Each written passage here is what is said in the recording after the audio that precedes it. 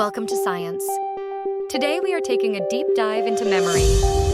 Leave a like and let us know what you may have learned. Have you ever, had one of those memories that just pops into your head and it's so vivid, you're right back in that moment? Oh, absolutely. It's like I was trying to remember something my niece did, something hilarious, and it just hit me. Our brains are wild, right? Yeah. Like they hold on to all these moments. We're diving into your research on memory today, all this stuff you've been looking at. Yeah. Looking forward to this. Me too. It's fascinating, really. But before we get too deep, can we start with the basics? What actually is memory, in the simplest terms?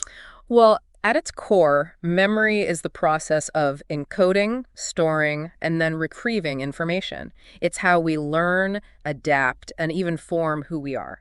Makes sense. So it's not just remembering facts, it's everything, right? Experiences, skills, the whole shebang. Exactly. It's the foundation of how we interact with the world around us. Okay, so our sources dive into all these different types of memory. Can you break those down for us? Absolutely. So we've got sensory memory, which is super short term.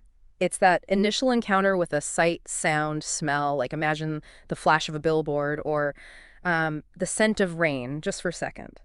Then there's short-term memory, which is a bit longer, but still limited. It's like a temporary holding cell for information. And finally, the big one, long-term memory. That's where we store memories for the long haul. Okay, so it's like our brains have different filing systems for memories depending on how important or maybe how intense they are. Sensory, short-term, long-term. Gotcha. So let's unpack that sensory memory a little more. What are the key things to know about that? Well, sensory memory is all about those immediate sensory experiences, and it's incredibly brief. We're talking milliseconds here. It's constantly being bombarded with information, but it fades incredibly quickly unless we pay attention to it. So it's like if you don't latch onto it, poof, it's gone. Oh. And that makes sense, right? Our brains would be totally overwhelmed if we remembered every single thing we saw or heard for even a few seconds. Precisely. It's about filtering out the noise and focusing on what's relevant. There are two main types: iconic memory, which is visual, and echoic memory, which is auditory. Ever heard someone call your name even though you realize later no one actually did? That's echoic memory playing tricks. Oh, wow. Yeah, that's happened to me. Trippy. Okay, so we're about short-term memory. That's where things get interesting because it's like we're consciously trying to hold on to information. Right. Exactly. Short-term memory is what we use to remember things like a phone number long enough to dial it, or we just put our keys. Or what someone just said in a conversation. Exactly. And it's also closely tied to working memory, which is our ability to manipulate information in our minds. So like when you're trying to solve a math problem in your head, that's working memory at play. Okay, so it's more than just remembering. It's actively using that information. Yes. And even then, it fades fast without actively repeating it or connecting it to something else. Right. Repetition, making notes. That's how I survive. Mm. All right, now for the big kahuna long-term memory. What makes this type of memory so different? Long-term memory is fascinating because it's practically limitless in its capacity, and it can last a lifetime. Wow, a lifetime. That's incredible. Yeah. It's subdivided into two main categories: explicit memory and implicit memory. Oh, I've heard those terms before, but honestly, I always get them mixed up. Can you refresh my memory? What's the difference again? Sure. Explicit memory is what we often think of as conscious memory. It's remembering specific events, facts, details, things you can consciously recall and explain, like remembering what you had for breakfast this morning or knowing the capital of France. Those are examples of explicit memory. Okay, so it's the what of memory, those specific pieces of information we can pull up. What about implicit memory then? How is that different? Implicit memory is more about the how. It's unconscious, influencing our skills, habits, and even our emotional responses without us even realizing it. Okay, so like muscle memory. Exactly. You don't have to consciously think about how to write a bike, you just do it. Or think about typing on a keyboard. You don't have to mentally picture each letter, your fingers just know where to go. That's a good point. I never really thought about it that way, but it makes sense. So we've got these different types of memory, but how does it all actually work? What's going on in our brains when we form a memory, store it, and then recall it later? Well, one of your sources uses this really helpful analogy of a computer, which I think makes it easier to understand. Okay, I'm intrigued. Lay it on me. So just like a computer, our brains have these three fundamental processes: encoding, storage, and retrieval. Encoding is like the first step. It's how our brains take in new information from the world around us and convert it into a form that can be stored. So it's like downloading a file onto your hard drive. Kind of. But instead of ones and zeros, our brains use electrical and chemical signals. And the way we encode information really impacts how well we'll remember it later. Paying attention, making connections to things we already know, those are all crucial for strong encoding. So if you're not really focused when you're learning something new, it's kind of like hitting save on that file, but it's going into a random folder somewhere and you might never find it again. Exactly. Organization is key, just like with a computer. Yeah. And that leads us to the next step, storage. Once information is encoded, it needs to be tucked away somewhere safe, right? Time to file it away in the brain's filing cabinet. And that's where a specific brain region called the hippocampus comes in. It's like the brain's librarian, responsible for organizing and consolidating memories, especially those that will be stored in long-term memory. Okay, so the hippocampus is like the brain's memory vault. In a way, yes. It's deeply involved in transferring information from short-term to long-term storage.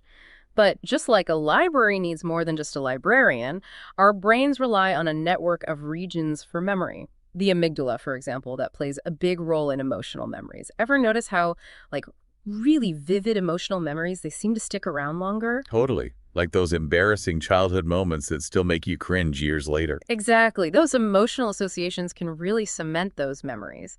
And then there's the prefrontal cortex, which is involved in working memory and helps us retrieve and use stored information. So it's like the whole brain is working together to make memory happen. It's incredible, really, how complex it all is. Yeah. We've got all this information encoded and stored away, but then how do we actually access those memories when we need them? That's the million-dollar question, isn't it? It is. And that's where retrieval comes in, the ability to access and bring those memories back to consciousness. And it's not always easy, right? It's like sometimes you can remember something perfectly clearly 1 minute, and then it completely vanishes the next. Oh, tell me about it. It's like my brain has a mind of its own sometimes. Right. It's a very intricate process, and it's influenced by so many factors, like our environment, our emotional state, even just our overall health can affect how easily we retrieve memories. Interesting. So it's not just about having a good memory or a bad memory. There's so much more to it than that. Exactly. And one thing that really fascinates me is how our memories can change over time. They're not these static snapshots from the past. They're constantly being reconstructed and reshaped by our current experiences and even our biases. Okay, hold on. So you're saying that our memories aren't always reliable? Yeah. That they can actually change? Tell me more about that. So are you saying our memories are more like impressions than perfect recordings? That's kind of freaky when you think about it. In a way, yes. And one of your sources talks about this thing called the Mandela effect. Have you heard of that? It's where, huge groups of people all have the same false memory. It's pretty wild. I have heard of that. I swear I remember it being called the Looney Tunes, not Looney Tunes. Exactly. It's like if memory serves us so well for so many things, how can it also lead us so astray sometimes? And it really makes you question how much of what we remember is actually accurate. Right. Big questions. So given all of that, is there anything we can do to improve our memory? Or are we just kind of stuck with what we've got? No, you're definitely not stuck. Our sources highlight some pretty cool tips for boosting memory power. It all starts with understanding how memory works, and then you can kind of hack the system, I like it. Hack the brain. So what's the first step? How do we become memory masters? Well, first and foremost, attention is key. We talked about this earlier, but it's worth repeating. Multitasking is the enemy of good memory. When you're trying to focus on a million things at once, your brain just can't encode information effectively. So put down the phone, close those extra tabs, and really zero in on one thing at a time. Gotcha. What else? Repetition is another big one, but not just any kind of repetition. Spaced repetition seems to be the most effective for long-term retention. Spaced repetition. Remind me how that works again. Sure. It's basically reviewing information at increasing intervals. So, you might review something you learned a few minutes after you first learned it, and then again a few hours later, and then the next day, and then a few days later, that kind of thing. Interesting. So cramming is actually the worst thing you can do. Pretty much. Consistent, spaced-out review is way more effective for long-term learning.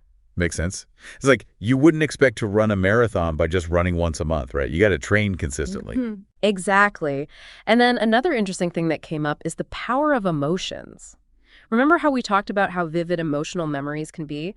Well, you can actually use that to your advantage. Oh, so if I can make something boring more emotionally engaging, I'll remember it better. Exactly. Find a way to connect with the material on a personal level, or find the humor in it, something like that. It can make a big difference. And of course, we can't forget about sleep. Ah, yes, sleep. The ultimate brain reset button. Right. Getting enough sleep, especially that deep REM sleep, is crucial for memory consolidation.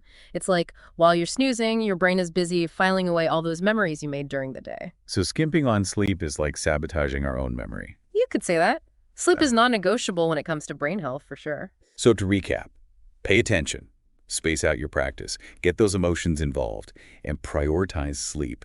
Sounds like a recipe for a sharper mind. I'd say so. It's really amazing. The more we understand about memory, the more we realize just how much control we actually have over it. Totally. It's not just this mysterious thing that happens to us. We can actively shape and improve our memories. Exactly. And that's empowering, don't you think? It really is.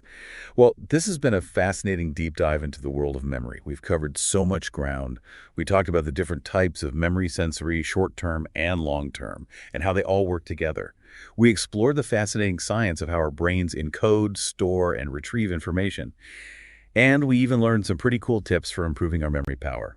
It's been a pleasure exploring it all with you. And, for me, the biggest takeaway is that memory is a process, not just a product. It's not about achieving some perfect recall, but about understanding how our incredible brains make sense of the world around us. Absolutely. So to everyone listening, keep those brains engaged, keep asking those questions, and most importantly, keep those memories alive.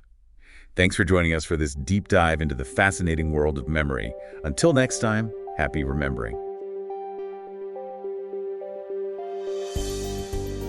We hope you enjoyed this episode of Welcome to Science. Welcome to is dedicated to exploring new technology to create informative and entertaining media. If you would like to create a podcast like this, be sure to visit Google Notebook LM. If you enjoyed this episode, please be sure to like and subscribe for more. Leave a comment if you have an idea for an episode that we should start researching. Thank you for listening.